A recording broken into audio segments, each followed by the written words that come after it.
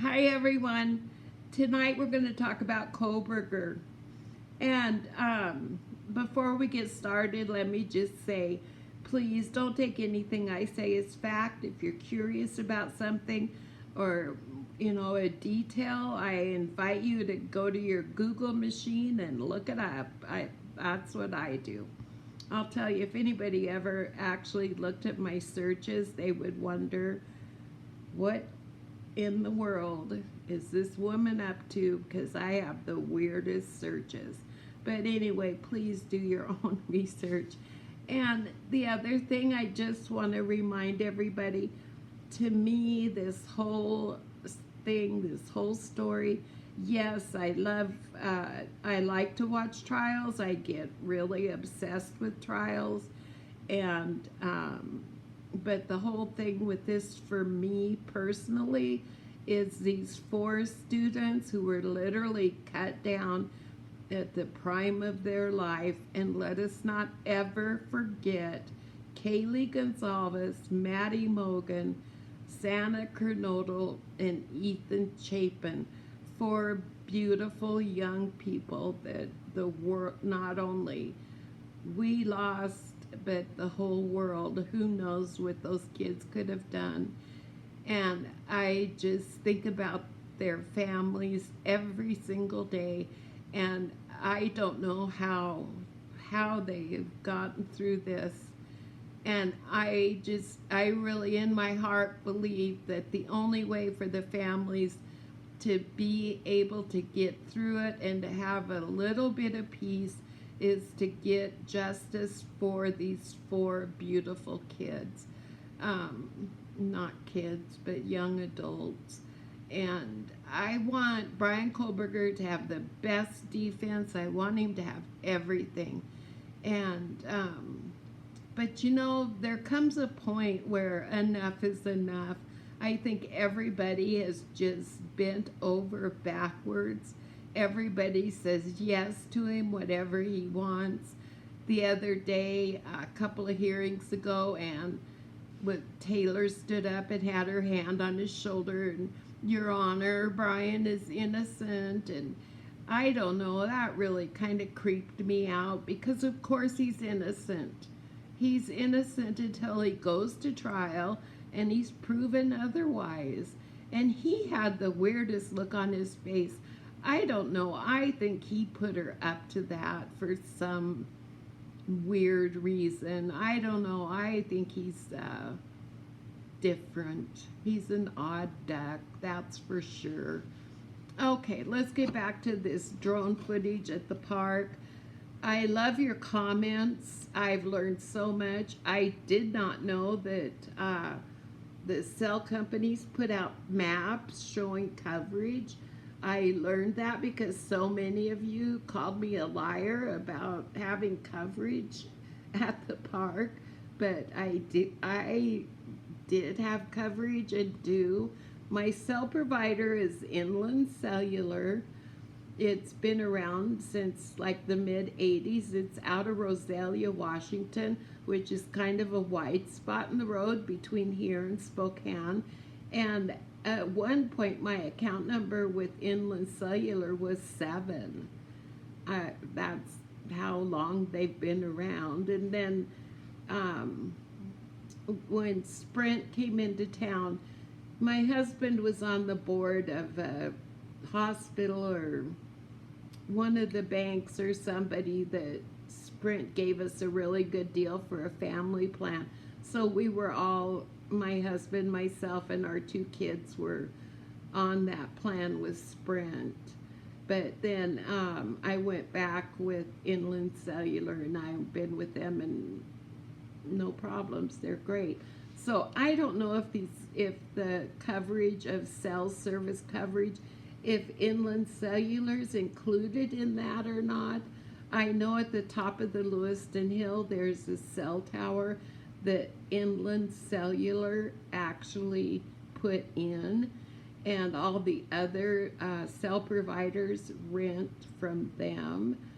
So I know that because my best friend since grade school, her family, her dad's family owns that land, and they leased a little piece, and there's a tower for the radio station, and the TV station used that tower, and then the cell tower came in. Anyway, when my son and I were driving up to the park the other night, there's a frontage road that you drive along the Snake River. And at one point, the Snake River's on one side, and on the other side are railroad tracks and then a mountain that goes straight up. And there's a good stretch, maybe, I don't know, maybe 7-8 miles where I had no service. So yes, there was a point where I had no service. But as soon as you come around the bend, which you'll see in this footage, I had service the whole time we were at the park. I had service, and I checked my roaming. My roaming says 0. I've never used roaming. So anyway, those are some of the recurring questions I had about that. The things that are going on right now with Kohberger, we do have a trial date of June 2025. Do you think that date will stick? I don't, but I'm glad to see that the judge has set that date, and there's a hearing in August where he's going to I don't know if he's going to decide, but he's going to hear the motions for a change of venue, because we all know Brian Kohberger wants to go where nobody knows his name. Remember that Cheers song from the show Cheers, where everybody knows your name? He wants to go where nobody knows his name. And I don't know that that can be done. I don't know what county in Idaho has not heard about this. So I've said this before. I think it's a big mistake on Kohberger's part to move it out of Latah County. None of the victims are from Latah County. He wants to go down into southern Idaho. That's where Ethan Chapin's from. And Maddie and Kaylie are from north of Latah County. So I think it's a real mistake. I think it should stay right there in Latah County. And anybody that's watching that think I'm being unfair to Kohberger, I don't live in Latah County. They're my neighbor. So there's no chance that I would ever be on that jury. So that was another couple of questions that people were worried that somebody like me was going to get on that jury and frame him. But I think the people of Latah County can look at the evidence. I'm sure they're going to pick people with connected brain cells. I think Kohberger's driving his defense. I don't think he's going to let anybody on that jury that he doesn't want. And so far, the judge has done everything that he wants. And, you know, I talked a little bit last time about Suitcase Susie, Suitcase Sarah, where she has gone through 8 lawyers, and the judge in her case finally put his foot down, and he did dismiss her 8th public defender, and he told her that she has revoked her right to counsel, and he's not appointing any more attorneys, and she's going to have to represent herself. And that's a case where it was just going to go on and on and on. And I am so glad that the judge put his foot down and said no more. And I hope that our judge, John Judge, will, at some point, he's going to come to that point and just say, no more. Enough's enough. This survey that they did, they were premature with. A lot of it they're premature with, like they can't do anything or go forward till they have all of the information that the FBI is processing.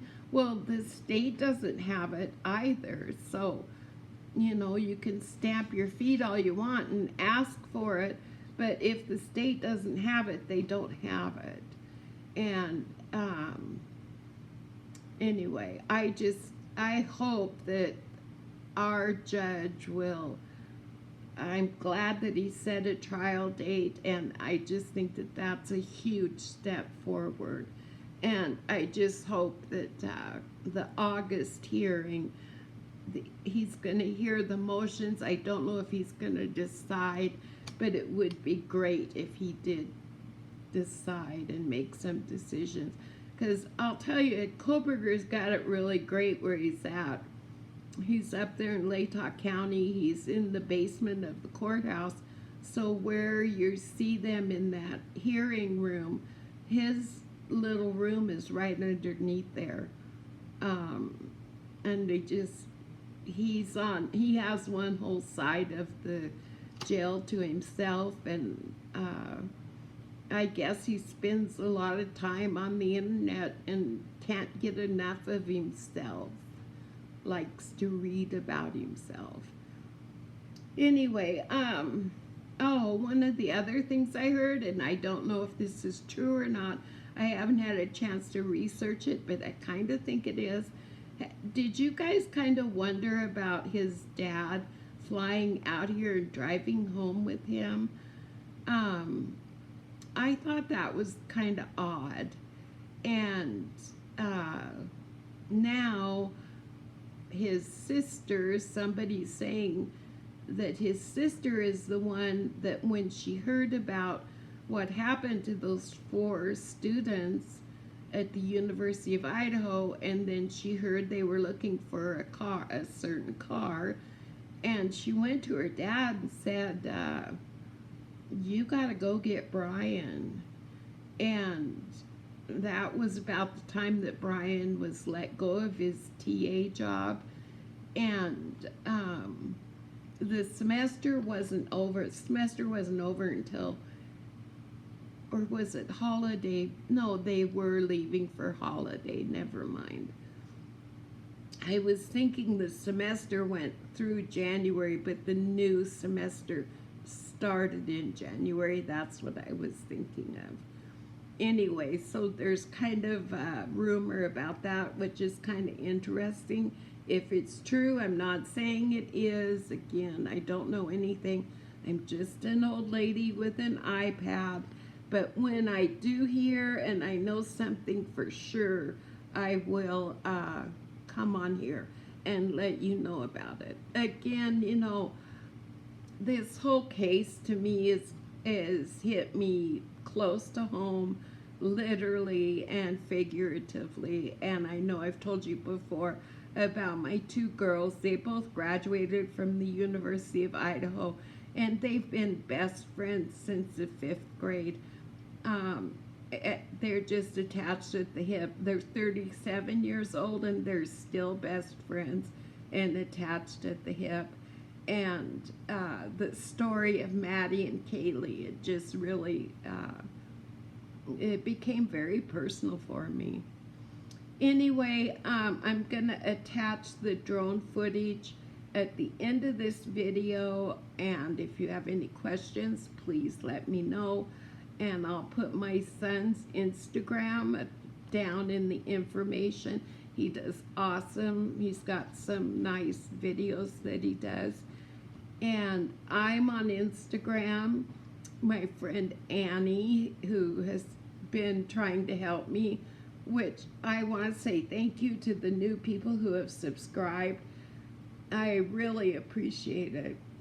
You have no idea. Like, every subscription, it means a lot to me, and every comment, and I just I really appreciate it. It's been really fun and really good for me to get back to YouTube and catching up with my older YouTube friends. And anyway, Annie told me to get Instagram, so I did. I have an Instagram, and I don't know what it is off the top of my head, but I will link it below. Okay, and I think that's everything I was gonna say. Anyway, thank you guys for watching. I hope you like this video. I hope you give it a thumbs up. I hope you subscribe to my channel. And if you have any questions, please leave me a comment. Even if you want to tell me that my face is too wrinkled to be on YouTube, I agree. Anyway, you guys, thanks for watching, and we'll see you next time. Bye.